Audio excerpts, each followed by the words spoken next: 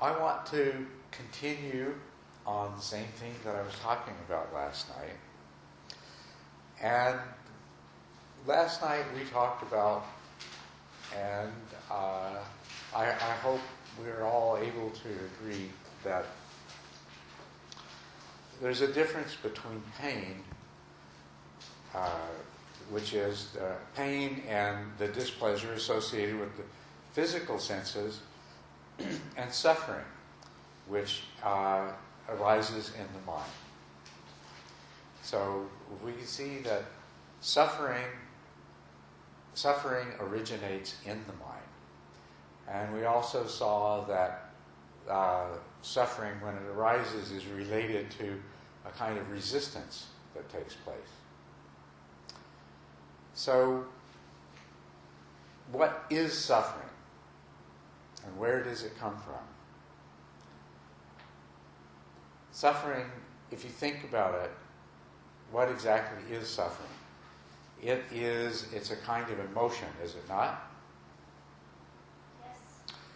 And it's a kind of mental state. It's a mental state that we find ourselves in. Suffering arises as emotion, and we find ourselves in a mental state.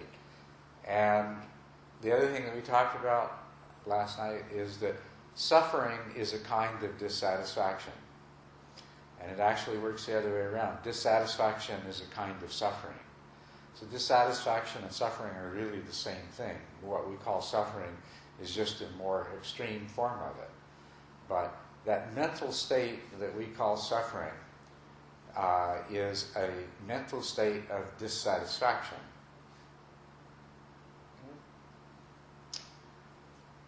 Any questions about that? Is that pretty straightforward and obvious for everyone? Okay. Now, where does it come from? Where does that emotion come from? It comes from the mind. The mind manufactures it. There's some part of your mind, and its job is to create a mental state of suffering. So we have to ask, well, why? Why does it do that? What causes it to do that? And what purpose does it serve? Because now that we begin to understand suffering better, then we have to ask ourselves these questions. If my mind is creating my suffering, why is it doing that? And does it serve some purpose? Is there some reason for it? And also, is there something that I can do to change that?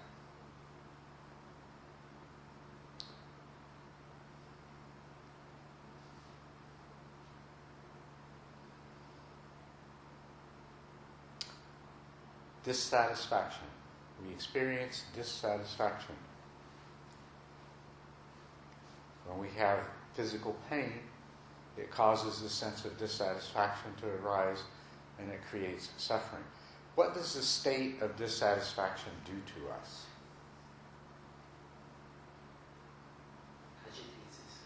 It agitates us. Yes, that's a good way to describe it. And what's the result of that agitation? Restlessness, doing unskillful things because our mind is racing instead of being calm. In the most general sense, yes. In the most general sense, what it's doing, it agitates us, it makes us restless, it makes us feel like we need to do something. It motivates us to take some kind of action, to make some kind of change, right? So, whatever its cause, and there's many different things that can trigger the mind to produce a state of dissatisfaction. When dissatisfaction or suffering is present, we feel this urgent tension that makes us want to do something, basically to make the dissatisfaction go away, right? Let's look once again at the causes of suffering and be really clear before we go on. Is suffering ever caused, like we made a distinction last night between unpleasant sensations. Bodily pain is an unpleasant sensation, And we talked about how suffering arises in the mind's reaction to that. A bad odor is an unpleasant sensation. A bitter taste in the mouth is an unpleasant sensation. A loud and discordant sound is an unpleasant sensation. And a bright light of colors that don't go well together has an unpleasant quality to it. But what we talked about as suffering is something that arises only in the mind. And so we make this clear distinction between unpleasant sensations and the mental unpleasantness that we call suffering or dissatisfaction. And so if that is clear in our mind, then one thing else that follows from that, and that we want to be clear on, and that's that our suffering then, all of our suffering originates in our mind. It doesn't originate from the external world. I mean, after all, the physical world, the material world, the external world, what do we know about it? Only what our senses tell us about it, right? And if the senses themselves can be pleasant or unpleasant, but suffering is something the mind does, then we begin to see that our suffering does not come from the external world. Now, somebody may say something to us, and we may experience unhappiness and suffering by what they say. Somebody may say something to us, and it may make us feel sad. But it's not the sounds that made us feel sad. It was the information that came in. And so the information came into our mind, and our mind somehow decided, turn on the suffering machine. And the mind is flooded with suffering, right? It's an interesting thing, this suffering. The opposite of suffering would be joy, right? Or happiness, bliss. And you can sort of think of it like a color, you know. We're in a place, we'll make green the color of happiness and joy. So we're in a place where there's nice green plants and a beautiful floor, polished stone floor, different shades of green intermingling with each other, and the walls are painted a nice pale shade of green, and we're in this lovely green environment. And suffering is like a different colored light. It's like a red light that comes on. And so the mental state of suffering or dissatisfaction arises, and what happens when you shine red light on green? It turns into sort of a browny gray color, right? A blush color, right? Not a very nice color. And so that's what happens to our mind when suffering comes on. So we need to know why it is that we are doing this to ourselves. Why does our mind do this to itself? And we can already see, it has something to do, must have something to do with the effect it produces, which is to make us agitated and restless and want to take some kind of action and do something. So this is where we get to the second truth, the origin of suffering. The origin of suffering is in what has been called craving, and the craving is of two kinds, desire and aversion, because one is the craving to have something or to experience something, and the other is the craving to get rid of something, to destroy it or to cease experiencing something, right? So craving has both its negative and positive forms, called desire and aversion. But the reason that we say that craving is the origin of suffering is because if we look and see, this suffering is a form of dissatisfaction. Dissatisfaction is wanting things to be different than they are. And what is desire? It's wanting to have something that you don't have is desire. Or wanting to get rid of something that you do have that you don't like. That's also craving. So it's dissatisfaction. It's wanting things to be different than the way they are. So if you see something that you want, then there is an urge to obtain that thing. What the craving is actually working on is the pleasant and unpleasant experiences that we have. The craving doesn't initially, it's not yet attached to any particular thing. When craving arises, it's attached to pleasantness and unpleasantness. So, as with, if you have a pleasant experience, you experience sensual pleasure, you want to experience more sensual pleasure. And so craving is that urge to have more of the pleasure that you experience. That comes very quickly. If you have a pleasurable experience and the experience ends, it's over with, it's very quickly followed by the desire to have more of that pleasurable experience. You find that every time you have a meal, right? You take a spoonful of something and it tastes very good. I want some more of that. And craving is the desire to continue that pleasure, to repeat that pleasure, to have it again. And it leads to the physical actions of taking some more food and chewing it and swallowing it. If you have pain, then craving takes the opposite form. You want to get rid of the pain, so you do something to make the pain go away. And the state of unsatisfaction will stay there. So craving is the impulsion to pursue or to hold on to pleasure or to eliminate or avoid pain. So look at these both a little more closely so that we can see that indeed they pretty much encompass the whole variety of things that produce craving.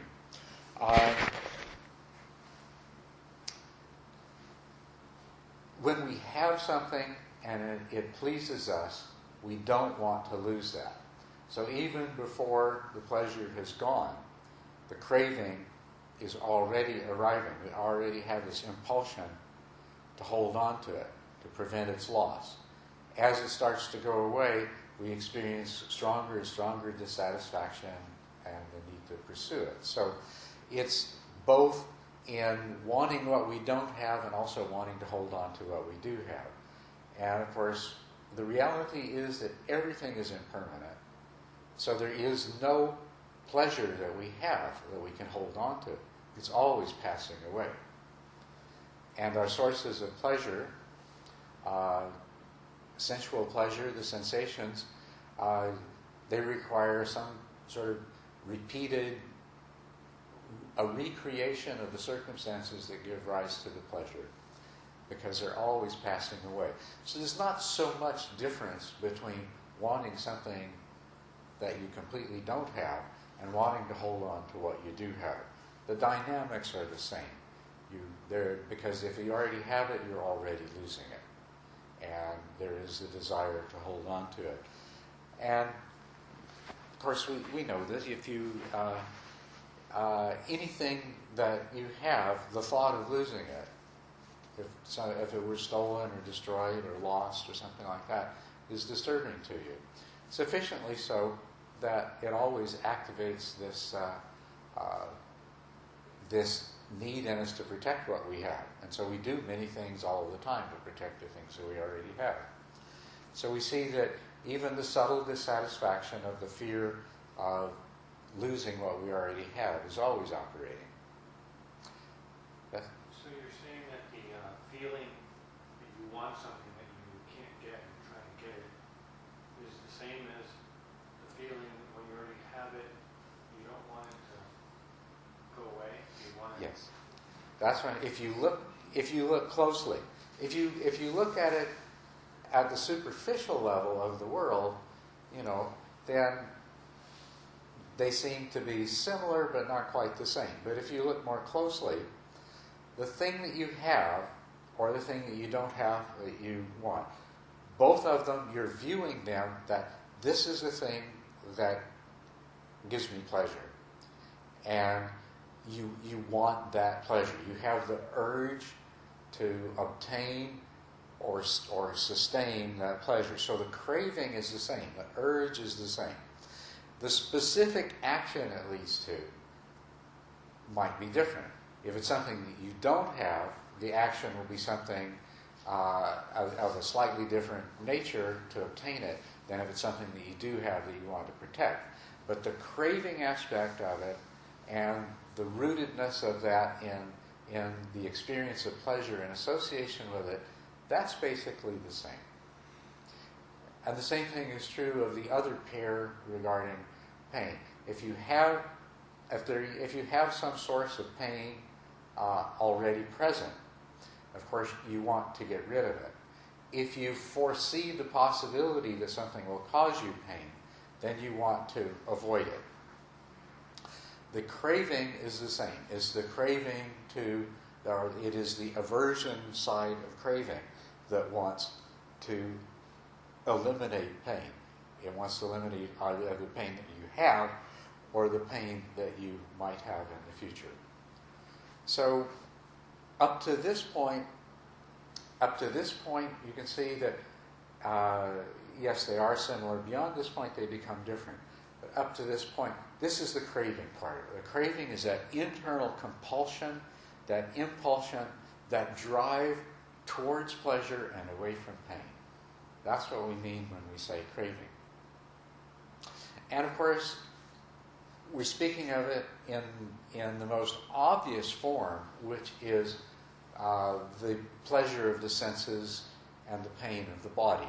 But you can see that it applies to other kinds of pleasure and pain as well. We have mental pleasures. There are things that satisfy us mentally, even though they may not involve a specific sensory pleasure. They provide us with satisfactions, things that we pursue. Does it or does it not give you pleasure when somebody praises you and says what a wonderful person you are? Feel good or feel bad? Feels good, right? Depends on who's saying it. What's that? Depends on who's saying it and what is the intention. Well, if it's somebody, okay, we'll specify. If somebody that you yourself hold in high regard and you believe they're being honest, says something to you, says what a wonderful person you are, does that not make you feel good? Yes. Okay. If somebody you hold in high regard and you think is being honest says something bad about you to your face, how do you feel? I might like it a lot. Just because I can learn from that. Well, you like to be difficult, but I'm sorry. you wouldn't like it. Yeah, we'll go with you. Okay. So, but you see, it's not the sound of the words that's making you feel good in one case and feel bad in the other at all. It's something that is happening entirely on the mental level. That this person thinks highly of you, makes you feel good inside. And of course, we experience this. We do many things in our lives in order to be liked, to be admired, to be respected.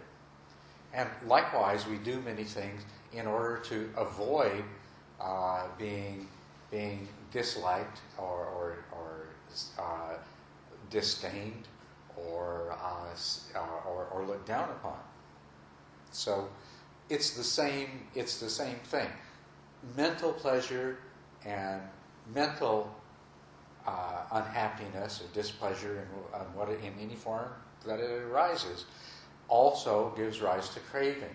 The urge to have more of that pleasure or to have the pleasure you don't have, the urge to avoid the pain or get rid of the pain that you already do have, or the unpleasantness that you're already experiencing. So, if we reflect, you could probably quickly satisfy yourself that indeed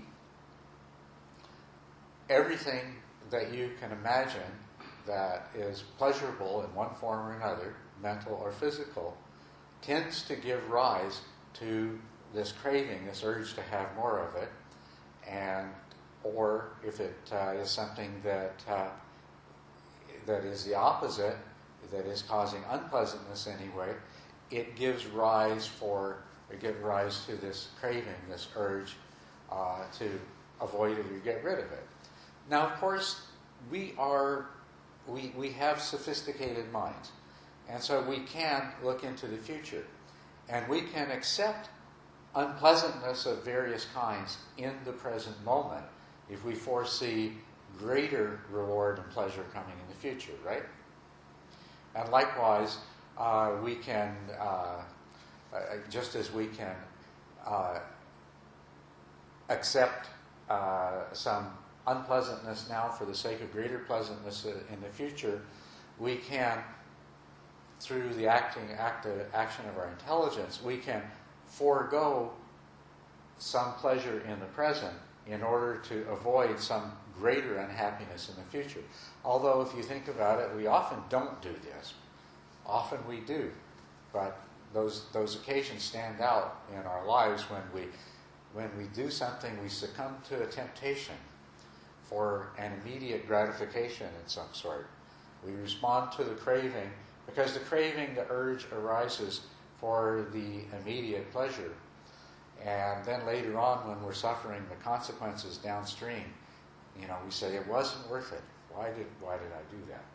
As we become more mature in our behavior, as we learn, then in the future, we're less likely to make the same kind of mistake. So what happens there is that it's still the same thing operating. When the craving arises to pursue the immediate pleasure, we call to mind the future suffering that is going to come downstream to that. And then holding that in mind, will arouse the craving to avoid that unpleasantness, and so that will modify our action. But you see, it's always the same thing. Yes? What if you crave good stuff? Yes, well, go ahead. What's the next? I love to learn. Just take that as a good thing. Okay. You see, the craving, is there anything, what is the problem with the craving? Well, I guess it leads to dissatisfaction if you don't get it. It's the dissatisfaction, and the other problem with the craving is sometimes it makes us do a lot of things that ultimately don't really satisfy us and cause us more problems in the end. Craving is just a natural impulsion that arises in the mind that turns on the dissatisfaction machine and creates the agitation and urge to take action. If you love learning something, the reason that you love learning something is that you experience a mental pleasure when you're learning something new. And so there is a craving. The craving is not really for the learning. The craving is for the pleasure. The craving is the impulsion to obtain that pleasure. And to learn something new typically requires making some kind of effort and perhaps foregoing some other thing, in order to do it. But it provides you the motivation so that you will take the necessary action, you will forego some other thing, you will spend the money or drive across the city, or there's all kinds of things that involve putting yourself in a situation where you can learn something. In that case, the outcome is all right. The outcome is great.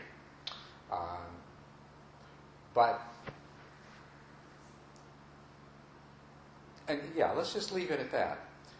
So can you see how craving is operating continuously all the time in all of the things that you're doing? And not everything you're doing is bad, of course. Many of the things you're doing, like learning, or being kind to other people, there's all kinds of things that we do.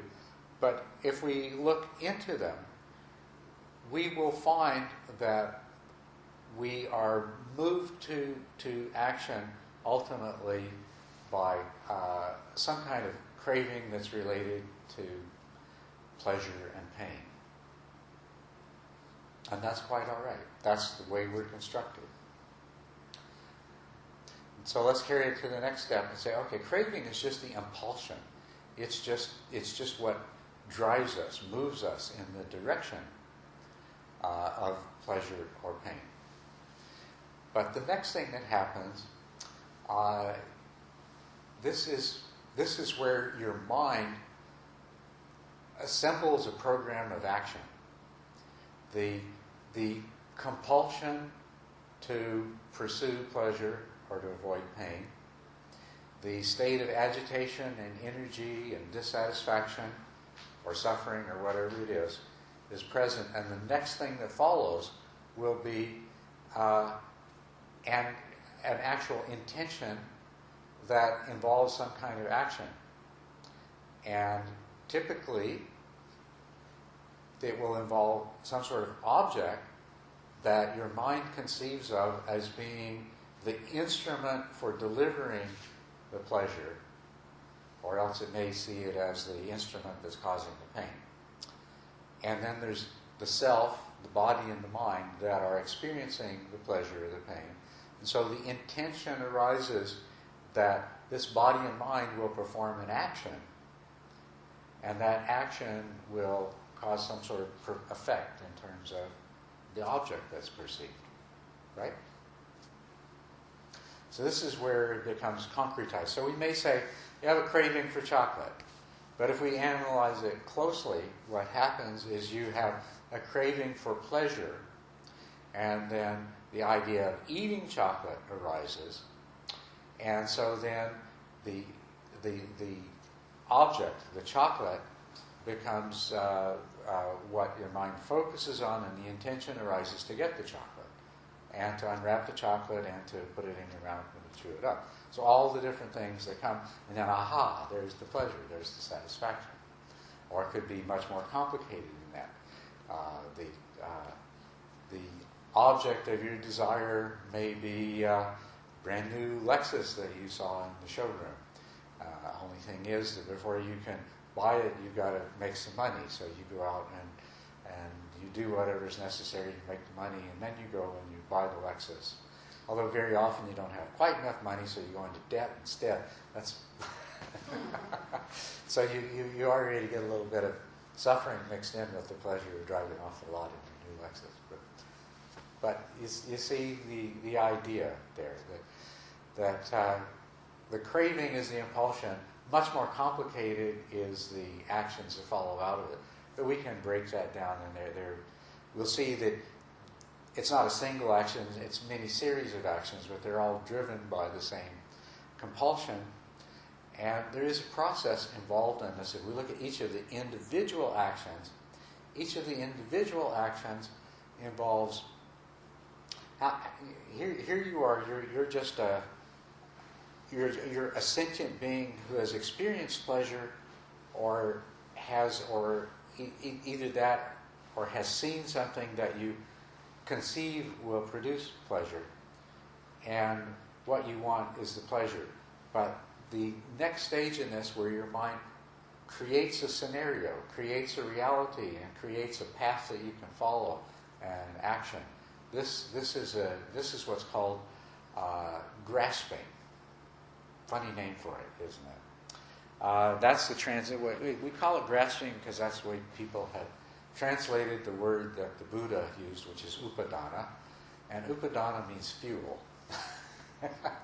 And so there's a long, complicated story behind why upadana is translated as grasping. And the word grasping doesn't make it really obvious what's happening in the mind. But what is happening in the mind that we call grasping is that the mind reifies or makes real some idea about the object or the source of the happiness or unhappiness, the source of the pleasure or pain. And at the same time, it makes real the idea of a self that is going to do things so that self can experience the pleasure or pain in the future, right? Now, if we go back to the beginning, the dissatisfaction, I said, was resistance. The resistance, what resistance were we talking about with suffering and dissatisfaction? The resistance to what is in the present moment. So when you're in a state of dissatisfaction, you're resisting what is. You're projecting into a future that will be different than what is. Right? So this is what grasping is to make real this idea of the self and this idea of this object that is going to result in the gratification that you seek. And this is all about what's happening in the future. So that is described in the sequence as becoming. So it's craving, then grasping, then becoming. Craving, then grasping, then becoming. Well, actually, what comes before the craving was the feeling of pleasant or unpleasant, right? So there's the feeling of pleasant or unpleasant, which gives rise to the craving to have more of the one or less of the other. And the craving causes the mind to create a reality with a self in the middle of it so that it can plan a course of action. And then it takes an action. So the taking the action is the becoming? The taking the action, well, the result of the taking the action leads to the becoming. Okay, so in the moment of grasping, there is the intention. Now, we'll just point out something to you here that is interesting. You know, if you decide to reach out, if I decide to obtain that bell there, what arises in my mind is the intention. And then I experience the results of the intention.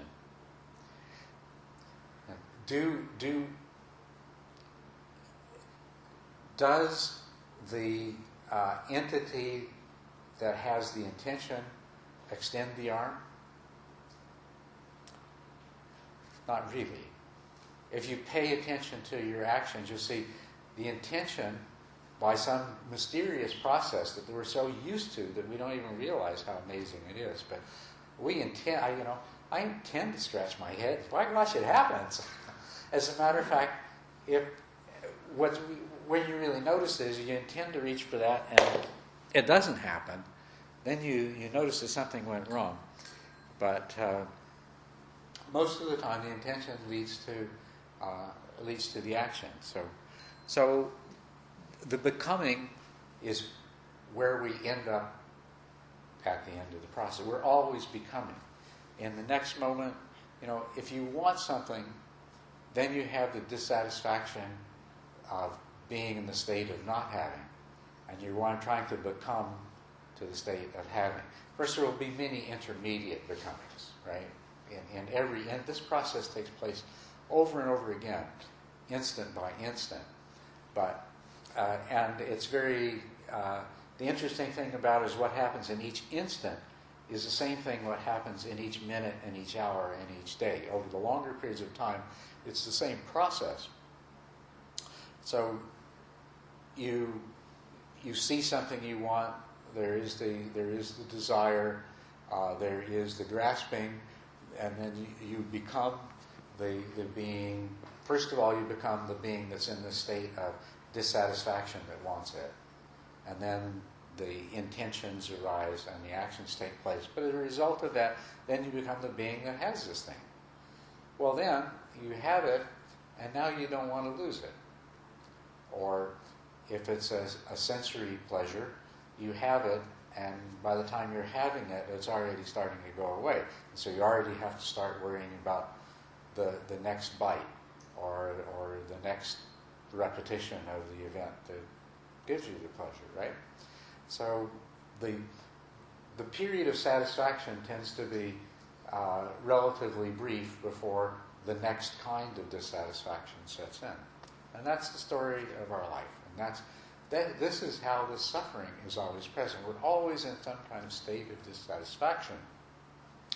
because we are compulsively desiring things that we don't have, or desiring to hold on to things that are impermanent, or we are wishing to eliminate those things that we see as unpleasant, or wishing to avoid the experience of those things which are unpleasant. So in this relatively simple story, you find the whole of this truth of dukkha, that human existence is permeated by dukkha. And I like my way of putting this truth, which is that pain in life is inevitable, but suffering is optional. And that's because the suffering that we call dukkha is entirely originates in the mind. And now that we know what it comes from, we can imagine what it might be like if that origin disappears, and we'll talk about that. And then we can start working towards how can we make this disappear? How can we make this change? I'm sorry. I hope I'm not interrupting your chain of thought. Having compassion a lot of times will cause craving as well. Is it possible to have compassion? I guess it's possible to have compassion without craving, because we just simply do what we can without anticipating and grasping to a result. Like every night we chant, "May all beings be free from suffering," and etc. etc. It's almost like wishing the impossible, and that causes suffering for somebody who sees it from certain perspective. It's almost like wishing to win the lottery, 20 times consecutively. It's almost impossible. It is possible, but it's next to impossible. Yeah. In the foreseeable future, this is not likely. So when we practice loving kindness, compassion, We start from where we are, but we're going to work towards getting to that place where there is no craving. And let's examine this. Let's examine the third noble truth, the cessation of craving, which should produce the cessation of suffering. Yes? Just one quick question about craving. I understand, or maybe I just always thought this, that craving, just in the general term or sense, it diminishes as you get older. Is that true? Some cravings diminish. Just in general? Well, certain kinds of cravings diminish, from your knowledge. Well, Letitia, what would you say? Does craving diminish as a person gets older? Considering, no. That's right. In my case, it's gotten worse. Yeah. But I think it's also because there's no knowledge, because there's no That's right. innate resistance. That's right. Because ignorance, where there's ignorance, in some people as they grow older, grow wiser, even without having pursued some spiritual path of training or meditation. They grow wiser, and as a result of that, they are less subject to craving. But it's not a universal rule.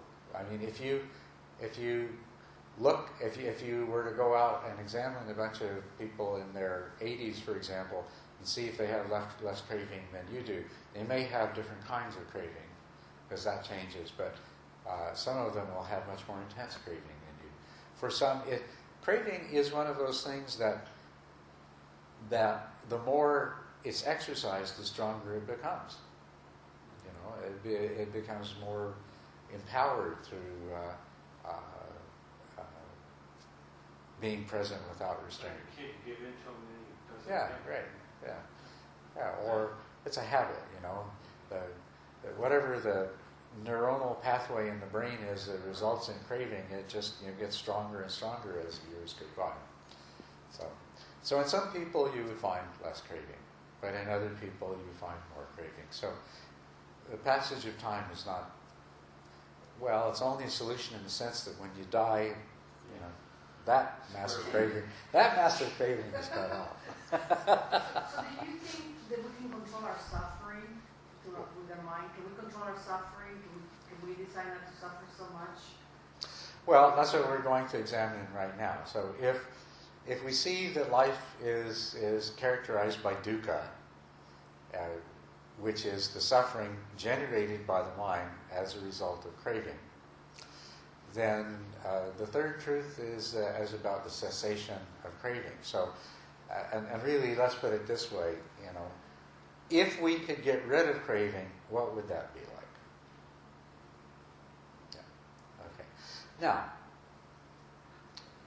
when you get what you really want, there is a period of time when you experience satisfaction, right? In one form or another, we all know what it's like, at least for a short period of time, to be completely, totally contented. You don't want anything different. You don't want, you're just completely, right? Has anybody here never had the experience of feeling, at least for a moment, just totally satisfied and contented? That period, you've never felt that? Oh, is there anybody that hasn't? I mean, I know it doesn't last very long because that new craving and that new sense of dissatisfaction comes up very quickly. But I mean, I think we've all had it. Some more often than others, but we know what it is. So in that time, there's no dissatisfaction. There's only satisfaction. Right? There's no desire or aversion. There's only contentment. Right? So if you've followed the discussion up to this point, then what I hope is obvious is that if indeed there was some way that we could go in and just, take out the craving part and remove it, then what we would experience is that state of satisfaction, pleasure, a kind of blissful contentedness. In theory. But does the theory sound right? That's the question. Based on your experience, does the theory sound right? Get rid of craving, no more dissatisfaction. Right. It does. Now let's extend that. So, to what we were talking about last night. If you have pain and the suffering you experience, the pain is going to be unpleasant no matter what. Pain in life is inevitable. Suffering is optional. So if you have pain, and you have taken the option of removing the craving part of your mind, so that there's no resistance to the pain, there's just acceptance of it, then there would be the unpleasantness of the pain, but no additional suffering. Right? Okay, so, this, until we experience it for ourselves, this is theoretical, but it's something that you can experience. You don't need to be enlightened and have the complete cessation of craving in order to have the experience of a pain that you come into a place for a short period of time, of just being in total acceptance, and you discover that it's nothing but an unpleasant sensation. It's not suffering. It's okay. It doesn't disturb your inner peace. You can experience that. That's what we're after there. There is another part of this too. You see, our natural tendency is that even when we're experiencing pleasure, we already know from all of our life's experience that it's fleeting. And so we're already starting to crave the pleasure that we haven't even lost yet. So we're already starting to experience the dissatisfaction that's going to come from its disappearance, even while it's still present. Anything, whether it's the pleasure that comes from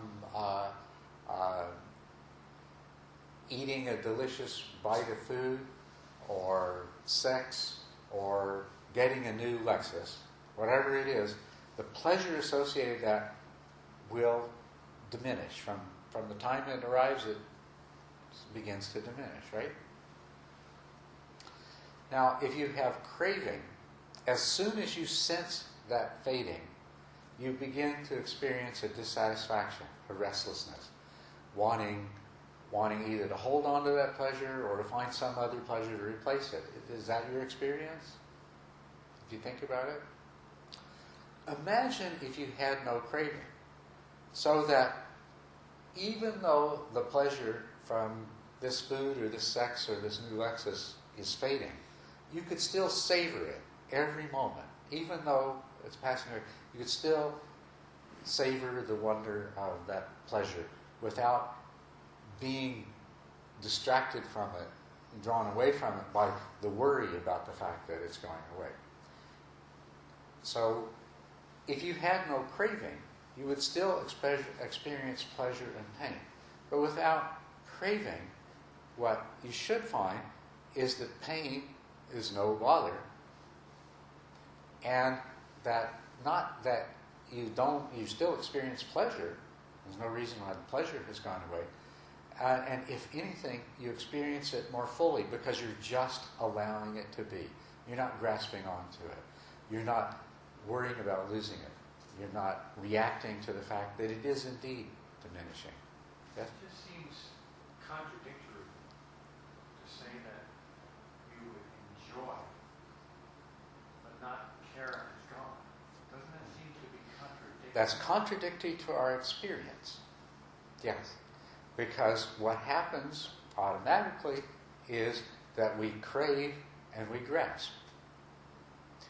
But the result of our craving and our grasping is that we're not even able to fully enjoy the pleasure that we have to the same degree that we would have.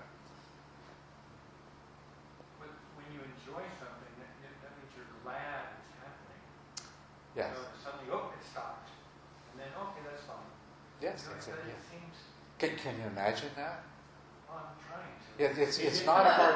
It's not a part of most of our experience. Yeah, but there are. If you think about it, there are pleasures that you have that it's impossible to hold on to them, and so you just allow yourself to enjoy them without the grasping. I mean, the grasping may come a moment later, but you manage to defer that craving and grasping, allow yourself to enjoy this thing because you can't hold on to it. There's no way to hold on to it. The example I used the other day talking to someone is a beautiful piece of music and the last note and it's fading off. And it was so enjoyable that you just savor every last bit of it. I mean, you may jump up and say, I've got to buy that CD so I can hear that again. But, you put that off long enough to just be with the experience in the moment. And it is very fulfilling. There's no suffering associated with the fact that it's over with and that it's fading away. But sometimes you can, have that experience, the beautiful sunset. You're standing and you watch the light on the clouds and the water and it's fading, and you just be there with it. Sometimes you don't. Sometimes you say, "Oh my God, where's my camera?" I need to hold on to this, But sometimes you don't. Sometimes you're there with it, and you don't hold on to it, and you experience it as fully as you can. So. Well, like the word dispassionate, sometimes is used in this context. Yes. And a normal person would see dispassionate as kind of, not passionate. Yes. And that would seem like, not that good to not be passionate. because there are subtle differences of meanings that you can apply to the same word. When we say dispassionate in that context, the passion that we're referring not being there is the greed and the lust, or the hatred and the aversion. Those are the passions that aren't there. And most of the time, the way that we use the word passion, it does there is that, because in most of our behaviors and most of our reactions, there is craving and there is grasping. And so, in most uses of the word passion, then it is appropriate and correct. But it's right that you can also dispassionate, we might say of somebody who is totally unfeeling, that say, refer to them as dispassionate. It's true that they are dispassionate, they are without passion, but they have another quality there as well, which is they are lacking more than just lust or hatred. They're lacking something else. Now, in this path, in the Buddha's experience, and in this path, you have to kind of take this on faith till you find out for yourself. But a Buddha experiences both pleasure and pain. What a Buddha does not experience is suffering. What has disappeared is craving. So craving is gone. Yes? So even after Buddha passes away, dies, the physical body dies, the Buddha will still feel pleasure and pain? What was feeling the pain before the Buddha died was the aggregates. Right?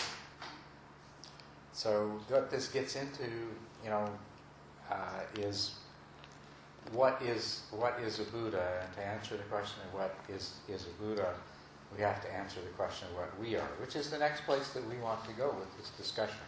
It's exactly where we want to go. Well, let's talk about where you are right now. See, this is one of the questions that the Buddha was asked. He said, an enlightened being, do they exist or do they not exist after they die? Or do they both exist and not exist? Or do they neither exist nor not exist? Basically covered all the bases. And this exactly, the situation in the sutras, in the story, is, this bhikkhu saying, you've got to tell me. I have to know. And I'm not going to be satisfied till you tell me. I need to know. When an enlightened being dies, do they exist or do they not exist? And the Buddha refused to answer. On one occasion, he simply turned and walked away. On other occasions, he was a little more forthcoming. He basically said, there are certain questions which there is no answer to because the question itself is based in misconception. So the questions are,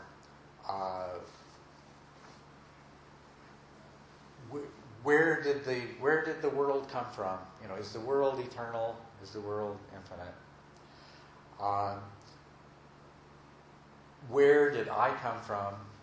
And what will happen to me after I die? And what happens to an enlightened being after they die? This set of 4 questions. And he said, they're sometimes called the imponderables. But the fact is, and this is what we'll talk about, is these are questions that come directly out of our misunderstanding of reality, our misunderstanding of the truth. There is not an answer to those questions in the sense that is in our mind when we ask those questions. Somebody else asked the Buddha and said, about themselves. After I die, will I exist or will I not exist? And the Buddha wouldn't answer that, and instead Ananda went and said, well, how now he thinks you don't know what you're talking about because you won't answer his question. How come you didn't tell him? And the Buddha said, if I had said that he exists, then he would have thought that this self, who he thinks he is, would continue after his death, which is not true. Because this self that he thinks he is doesn't even exist now. If I had said that no, it does not exist, then he would have gone away thinking that the self that he had was going to be destroyed and lost when he died. Both of which are false, both of which would have led him in the wrong direction. And so he said, it's better not to answer the question than to say something that's going to be misunderstood. So when you say what happens to the Buddha after he dies, I mean that. That's not my question. I was just asking whether he will feel pain or pleasure. But the thing is, it's because certain conditions are not there. What feels pleasure and what feels pain right now? Well, we have the senses. We have the five aggregates. Yeah, right. The five aggregates. Pain is part of the bodily sensation, and the quality of unpleasantness is the feeling that arises. As long as there are the aggregates, then there are sensations which will have the quality of being pleasant or unpleasant. So while the Buddha is existing in the world as a body, and walking around, his cousin Devadatta was very jealous and tried to kill him on several occasions. One time, what he did is he rolled a big rock down a mountain. The idea the rock was going to hit the Buddha, crush him, and kill him. But instead, the rock hit another rock and broke into pieces, and a splinter went flying off and hit the foot of the Buddha. And I guess it must have cut it pretty badly, and it got infected. So there was a period of a few weeks there where the Buddha was quite had a painful injury to his foot. So that would have produced pain, but he would not have experienced suffering. The mind would have just been in a state of complete acceptance to the physical pain. So while the Buddha's in a body, he can experience both pleasure and pain. Somebody serves him. Very often he was invited by people to have a meal with him. And some of these people were kings and wealthy merchants. And in the sutras, there's a description of the lavish meals that they were presenting. And so the pleasure of the food would have been experienced, but without the attachment to it and without the craving. So both the pleasure and the pain were there. But when we talk about when the five aggregates break up, then there's not anything there to experience the pleasure and the pain which are unique to the physical, to the rupa, to the aggregate of rupa or form. Okay?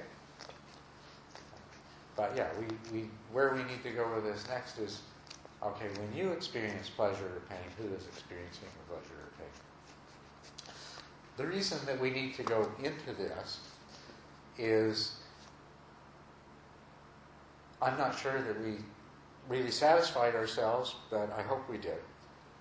Did we satisfy ourselves that if we could eliminate craving, it would be a good thing? It would be blissful. No matter what happened to us, it wouldn't disturb our blissful happiness, right? We had no craving. Well, we can still enjoy the ice cream, right? And we could still enjoy the ice cream, right? But we wouldn't care whether we dropped it on the ground or not. It's there, it's gone, it's gone. No attachment. So the Buddha, Hard to imagine, but you can see the advantages. Yeah, I can see the advantage. You can see the advantages. Okay, you can see the advantages. The problem we're left with is, great, how do we get rid of the craving? And we don't, obviously we're not able to just turn it off. We say, oh, that's my problem, I'm just going around craving. I'm not going to crave anymore. And problem solved, right? Except we know that won't work. So we need to pursue it to the next level.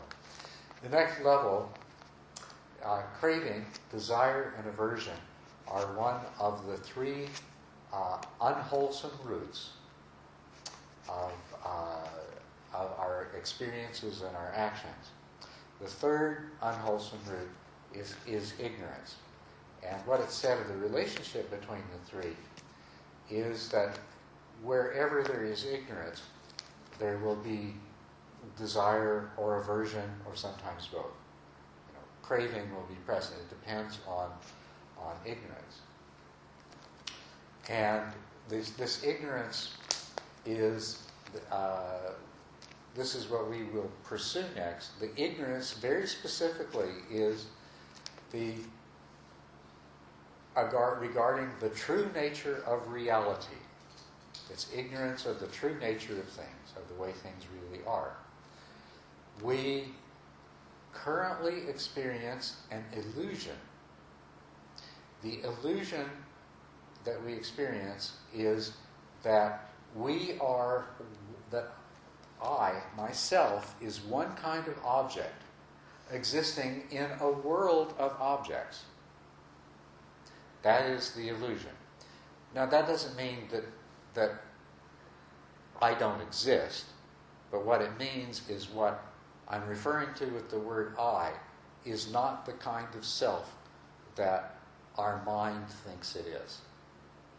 Our mind creates an idea of a kind of self and a feeling of being a kind of self that is not genuine. It's not what we really are. The mind creates an idea of a world made up of things that we are separate from and that we interact with. And that too is an illusion. And so the Buddha's teaching is that if we can gain insight, if we can see the truth beyond this illusion, the effect that will have is to cut off the root of craving. With the ignorance gone, then it becomes possible to uproot the craving, to destroy it. And we can come to that place of being free of craving. Yeah. Just out of curiosity, how come everybody believes there's a self, but when you ask them to define it, none of them make sense? Mm-hmm. So what are some of the characteristics of this? What are some of the some of the key components of this ignorance of believing there's a self? What are some of the key components that you can you describe some of the key components? What are the greatest things people have about the misconception of self? Well, we'll probably have to continue this tomorrow night. That's all right. We're not under the wire yet.